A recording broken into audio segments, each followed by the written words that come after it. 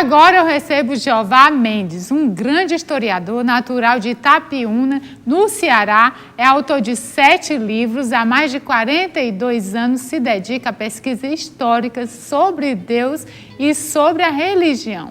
Nós vamos conversar com ele. Tantos querem escrever um livro, Jeová já escreveu 7. Nós vamos falar sobre a sua mais recente obra, o livro Homens e Fatos que a Bíblia não registrou. Então vamos tentar registrar, vamos ver tanta curiosidade. Jeová Mendes, que prazer recebê-lo. Prazer todo meu, Eugênia. Tudo bem? O Jeová, gente, ainda é meu primo segundo. Jeová Mendes e a Eugênia também tem Mendes no meio do nome. Com certeza, somos parentes. Vamos conversar, Jeová. Obrigado.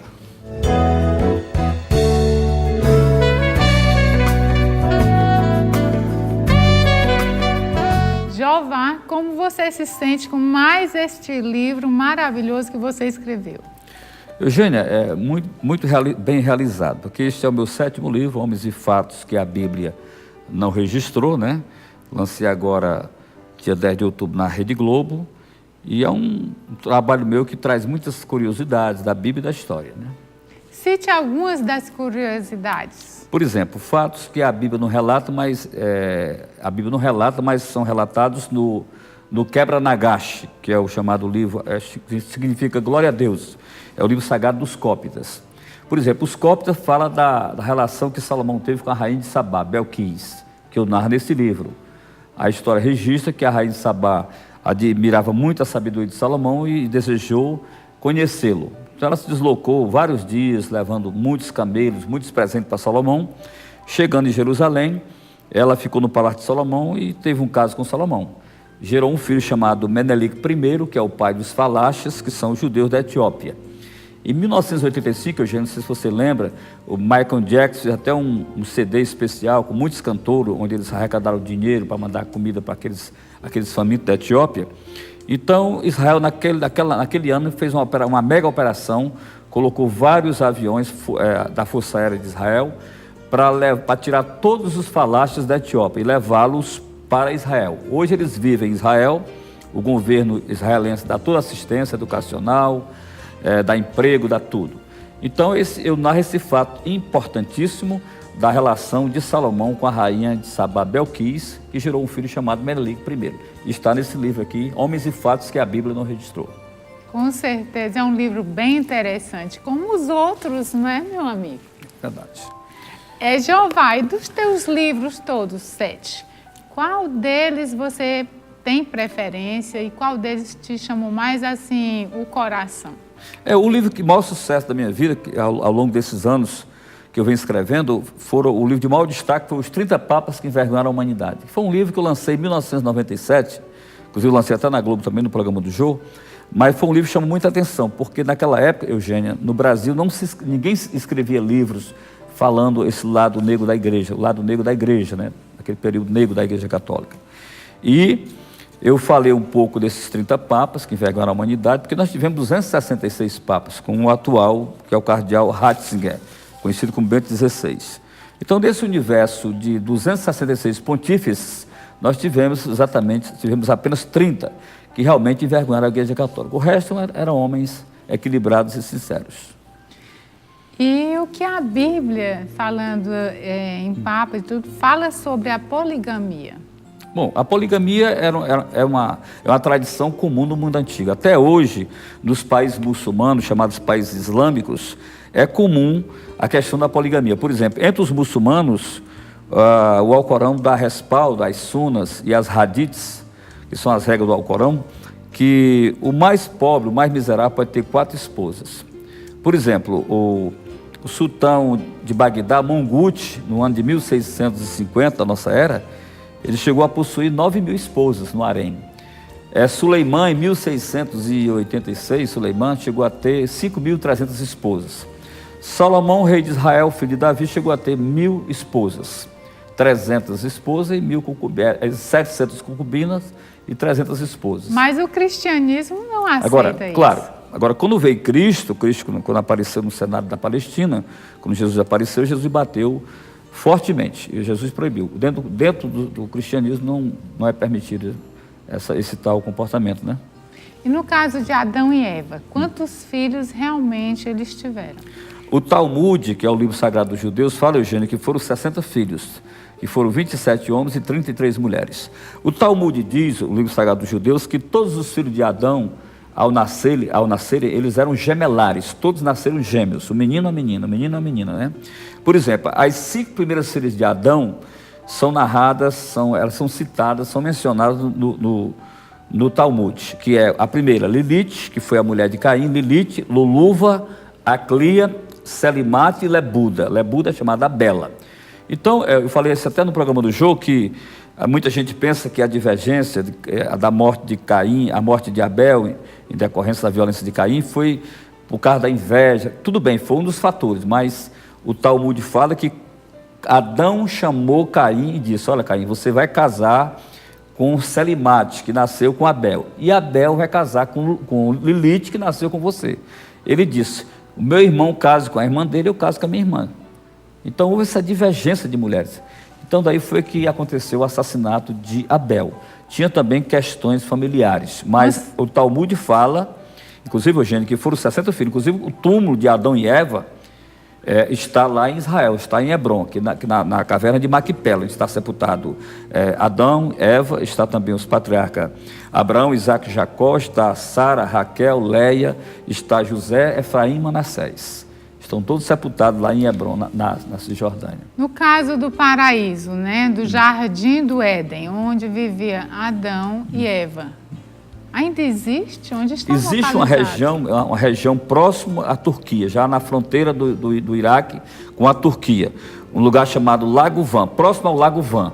Só que esse local, Eugênia, hoje é guardado pelas forças da ONU, é uma região neutra e muito militarizada, assim, ninguém pode entrar, é guardado por soldados, só podem entrar os arqueólogos, os pesquisadores.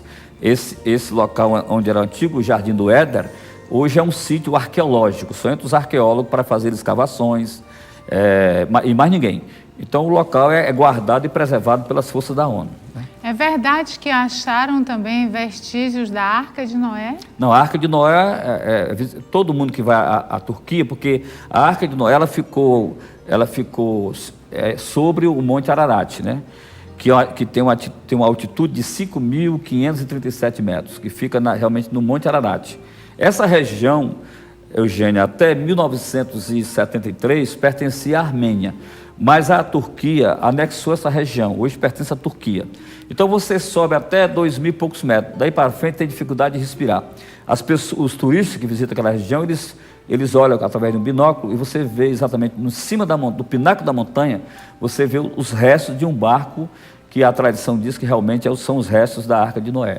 Tem até fotos de satélite, exatamente. Né? O local realmente é preservado. O governo da Turquia não permite fazer escavações lá em cima porque é um local que preserva muito o turismo, né? Eles têm interesse que esteja sempre lá para atrair o mundo turístico, né? Para você ver, com tudo isso, com a Arca de Noé, com o Jardim do Éden, com muito mais evidências, né, da prova que a Bíblia é verdadeira, né? Verdade. Muitas provas e ainda muitos questionam.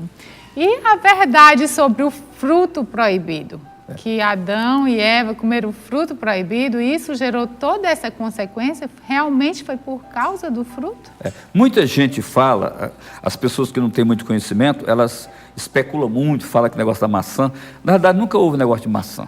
Até porque na época, em Israel, nem maçã existia. Nessa época, no mundo antigo, a maçã não existia no Oriente Médio. A maçã veio posteriormente, veio depois.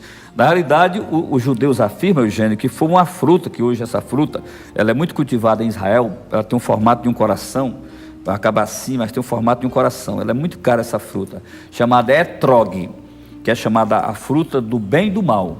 A tradição judaica diz que realmente aquela fruta era uma simbologia. Deus disse para Adão e Eva que no começo daquela fruta, não foi a fruta em si que desencadeou o pecado, mas a quebra da obediência, né? A quebra daquela norma. Aquela fruta, no caso o etrog, é uma mera representação do pecado.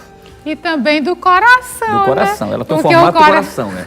O coração você pode guardar o bem e ou o mal. É por isso que os judeus chamam o etrog como a fruta da queda do homem, né?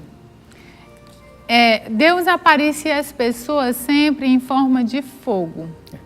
E de onde surgiu a interferência do homem, né?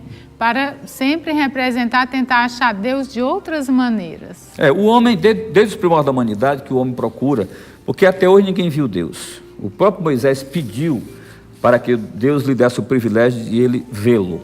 Mas Deus disse que o homem não tem condições de vê-lo, porque realmente ele morreria, né? Ele viu apenas a sombra passando assim, mas Moisés não chegou a ver Deus. Então, essa questão da representação de Deus como velhinho, barbudo, outras vezes com a bengala, outras vezes com a forma do... Isso é apenas uma mera imaginação. Por exemplo, a Igreja Católica contratou os pintores renascentistas para reproduzir a ideia de um Deus. Na verdade, nós não sabemos. Deus é espírito, como a Bíblia diz, ele é espírito, né? Verdade. E ele é uma energia metafísica. Você não pode pegar, é uma força muito poderosa, né? E até... No caso, aqui na Terra, nós tivemos a chance, né, não nós, mas os ancestrais, de ter contato com Jesus. Que Jesus sempre disse que me vê, quem vê a mim, vê o Pai, né? Foi, ele falou. Senhor, Filipe disse para o Senhor, mostra-nos o Pai. Filipe, há tanto tempo eu estou no meio de você não conhece o Pai. Ainda quer ver. Porque dizer, eu e o Pai somos um, né? Infelizmente, por questão de ignorância, as pessoas não... É verdade. Fale um pouco sobre Constantino o Grande. Constantino o Grande foi o grande imperador romano. Nós temos uma grande dívida com Constantino, apesar dele ser chamado de crente Raimundo, um pé na igreja e outro no mundo, né? Porque Constantino foi o imperador que deu liberdade de culto aos cristãos a partir de 313 da era cristã, Eugênio, quando ele, então, acabou com a perseguição do Estado romano contra a igreja, porque até Constantino, o Império Romano perseguiu os cristãos. Foram 270 anos de perseguição contra os cristãos. Foram 10 sucessivas perseguições, com mais de 3 milhões de mortos naquela época. Então, Constantino, depois de uma batalha contra o seu rival, que era Magêncio, filho do imperador Maximiano Hercúleo, né? E depois ele casou com a filha de Maximiano. Nessa batalha, então, ele pediu a Jesus, se Jesus realmente era o Filho de Deus, que lhe desse um sinal. E ele estava com o exército todo reunido em Roma, Eugênia, e ao meio-dia ele viu uma cruz no sol. E uma expressão latina com letras com caracteres de fogo, chamada in hoc signo vinces, ou seja, com esse sinal has de vencer. Você pode pegar uma caixa de fósforo chamada Argos, que você vê o labro, você vê a cruz de Constantino com essa frase, in hoc signo vinces, ou seja, com esse sinal has de vencer. Ele fez uma bandeira para cada soldado levava uma bandeira, travou-se a batalha sobre a Ponte Milvio, ele derrotou o seu adversário, e ele tomou a bandeira do cristianismo. Mandou oficializar em todos os documentos, botar como brasão o labro de Constantino, a cruz com o labro de Constantino, com essas frases in hoc signo vinces, com esse sinal has de vencer. Constantino, então, acabou com a perseguição do Estado romano e ele passou a proteger os cristãos. Ele mesmo, Eugênio, deixou-se batizar só na hora da morte. Ele se batizou no ano 337 depois de Cristo, foi batizado por Eusébio de Cesareia, aliás, por Eusébio de Nicomédia, que foi um dos pais da igreja, mas ele foi aquele homem que só se deixou para se reconciliar na hora da morte. E qual foi o responsável pela Inquisição? Quem estava no poder na época da Inquisição? A Inquisição já foi no início do século XII, por exemplo. Naquela época, com o surgimento dos primeiros grupos evangélicos na Europa, por exemplo, os albigenses e os valdenses, que eram duas comunidades cristãs evangélicas que apareceram no território francês, por exemplo. Os valdenses, porque eles seguiam os ensinos de um comerciante muito rico de Lyon, chamado Pedro de Valdo, ou Pierre de Valdo. E os albigenses, porque habitavam o Monte Albi. Então, a Igreja Católica, já preocupada com o surgimento desses grupos evangélicos, a Igreja Católica, através do Papa Lúcio III, em 1184, no Concílio de Verona, na Itália, foi criada a Inquisição para reprimir esses grupos supostamente heréticos, na verdade, eram grupos cristãos. Mas quem botou a Inquisição para funcionar mesmo, Eugênio, foi o Papa Inocêncio III, em 1208. Entre 1208 a 1216, começou então a matança dos evangélicos. Essa matança, ela durou até 1810, quando foi abolida a Inquisição. Quem aboliu a Inquisição foi o imperador Napoleão I da França. Desmantelou a Inquisição, cassou todos os poderes da igreja, quebrou o monopólio da igreja, e a igreja sofreu um baque muito grande nas mãos do imperador Napoleão I, que aboliu definitivamente a Inquisição. A Inquisição durou 600 anos. Em 600 anos, mais de 10 milhões foram mortos. Muitos pagaram um preço por você estar aí hoje ouvindo a palavra de Deus, para você poder estar ouvindo. Para poder ouvir, senão não estaríamos aqui. Com certeza.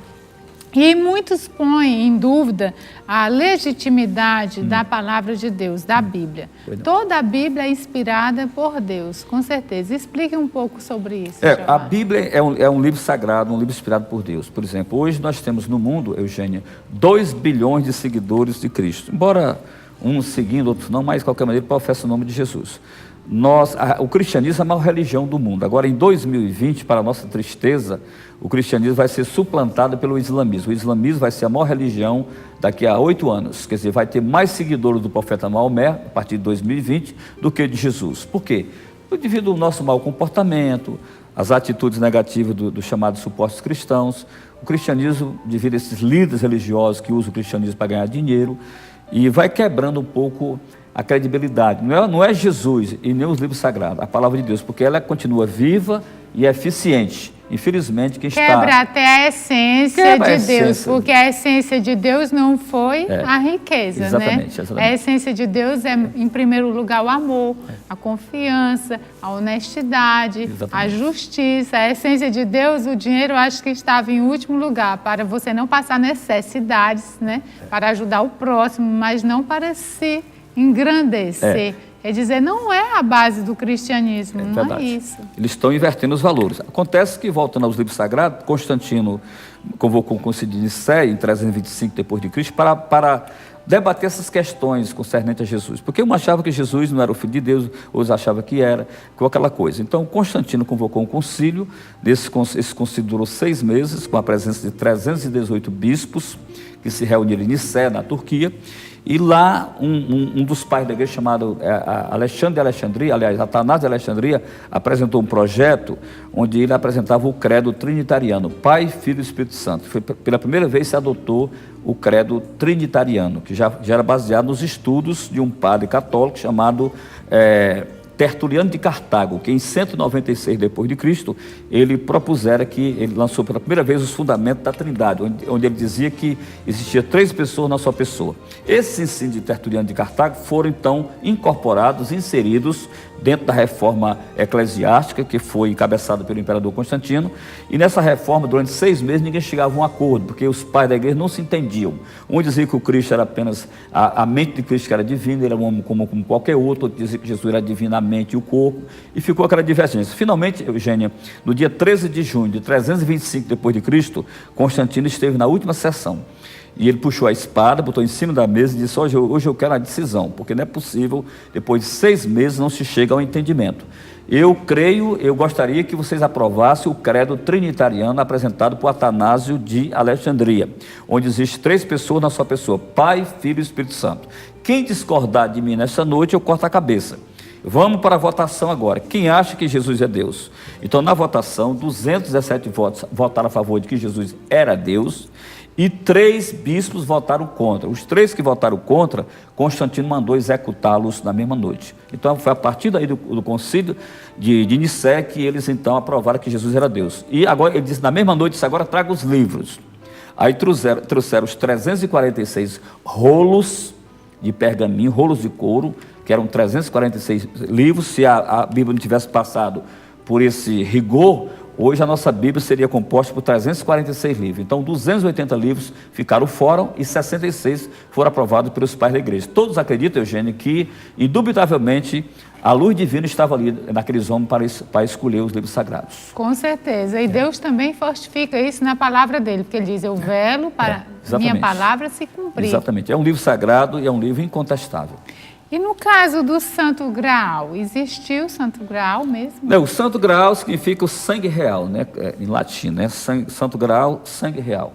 Porque muita gente, já Dan Brown falou no Código da Vinci, e Anjos e Demônios, e outros historiadores, por exemplo, como Porfírio de Tiro, como Froton, Marco Aurélio, Plínio o Velho, que são os principais inimigos, Celso de Roma, escreveram muita coisa sobre Jesus, atacando Jesus, dizendo que Jesus tinha tido caso com Madalena, e que Jesus teria gerado uma filha com Madalena, chamada Sara. Isso é triste, porque muitos, por ignorância, acreditam em tudo isso. É absurdo, né? Aí o que acontece, gente? Diz que Maria Madalena foi para a França, lá tem até o túmulo dela na França, lá em Bergeret, e lá ela morreu, foi sepultada, e deixou essa filha chamada Sara. Essa filha, Sara, foi que deu origem exatamente à dinastia francesa, os Meroveus e os Capetos, né?